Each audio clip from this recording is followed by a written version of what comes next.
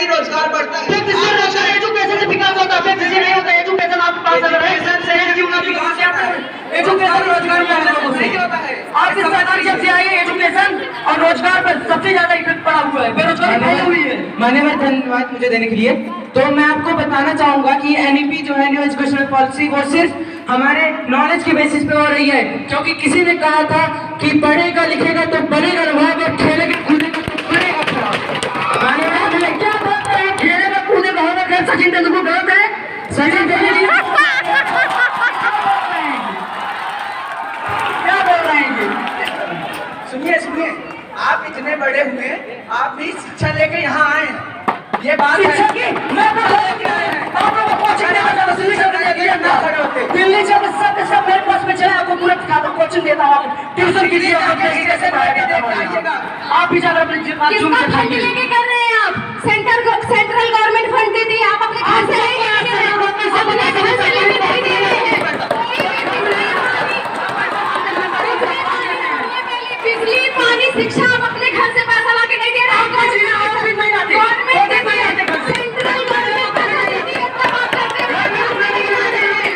आप अपनी प्रॉपर्टी से नहीं दे रहे हैं, सेंट्रल गवर्नमेंट पैसा देती तब बिजली पानी शिक्षा तब फ्री किए हैं सेंट्रल गवर्नमेंट के। ये भी देना क्यों नहीं दे सकती? ये क्यों नहीं दे सकती? तो आप परेशान है, आप जनता क्यों परेशान? महिला को बस फ्री दे रहे, आप बाकी लाभ चले जाएंगे। महिला की दिक्कत है, सुविधा फ्री देने से सिटीजन और आलसी होंगे, फ्री देने से सब कुछ और जनता आपसे क्या चाहती है? जनता को क्यों चुनती है? सब कुछ देश में फ्री कर दिया जाएगा तो इंसान कहीं ना फ्री राशन क्यों दे रहे हैं? फ्री राशन क्यों दे रहे हैं? ये बताइए, फ्री राशन सब कुछ फ्री कर। कोरोना में फ्री किया गया था ताकि लोग अभी नहीं मिल रहा है। कोरोना में आपको 5 किलो राशन दे रहा हूँ, मैं दे रहा हूँ। कहाँ मिल रहा है? कहाँ मिल रहा है? आपको नहीं मिल रहा है? मैं 5 किलो राशन आपको दे रहा हूँ, गुजारा कीजिए कोई ना करेंगी। पहले सुनिए, मैं दे रहा हूँ 5 किलो राशन, दे करेंगी।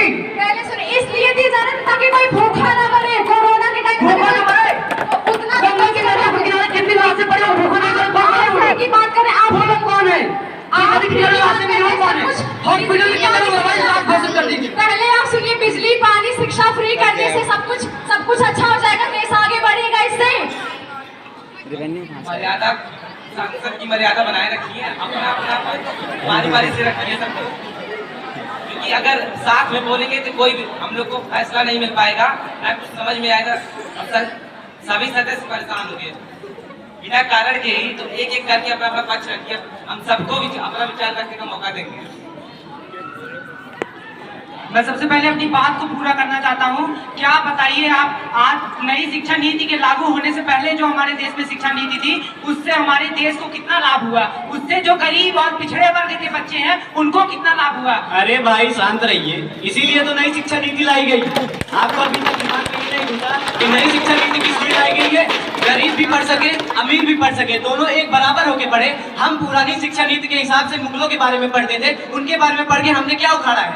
अगर हम आज क्रिएटिव थिंकिंग के बारे में पढ़ेंगे तो उससे हमारा फायदा है कि जो मुगलों के बारे में पढ़ते हैं उससे फायदा है। अरे मैं देश के बारे में लाठियां खा रहे हैं, देश के बारे में पर लाठियां खा रही, इलाहाबाद के बच्चे नकली फिल्म कितने लोग मारे गए।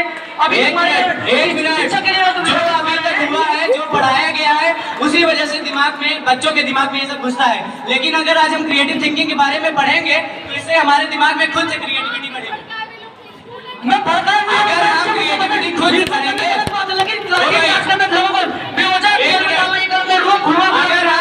अगर हम क्रिएटिविटी के हिसाब से पढ़ेंगे तो हमारा माइंडसेट ऐसा रहेगा कि हमें अनएम्प्लॉयमेंट होने की जरूरत ही नहीं पड़ेगी। और नई एजुकेशन पॉलिसी इसीलिए लाई गई है क्योंकि कोई अनएम्प्लॉयड ना रहे, समझे? और कोई डाउट हो तो पूछ सकते हैं आप।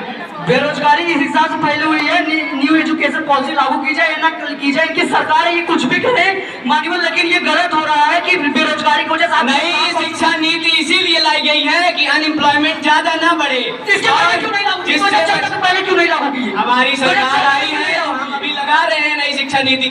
इसके पहले आप लोग थे तो आप लोग अपना ध्यान दीजिए। बहकावा है, यह विपक्ष का खाली बहकावा है। आप लोग पागल हो चुके हैं क्योंकि आप लोग बच्चों को ही शिक्षा से वंचित करना चाहते हैं। आप लोग सब पागल हैं क्योंकि आप बच्चों को ही शिक्षा से वंचित करना चाहते हैं। आप खुद ही नहीं चाहते कि बच्चे पढ़े, क्योंकि आप लोग इस सत्ता में बने रहें, यही आप लोग चाहते हैं। इसलिए आप नहीं चाहते कि नई शिक्षा नीति आए और आप जैसे गवार लोग यहाँ बैठे रहे, इस सदन में बैठे और हमारे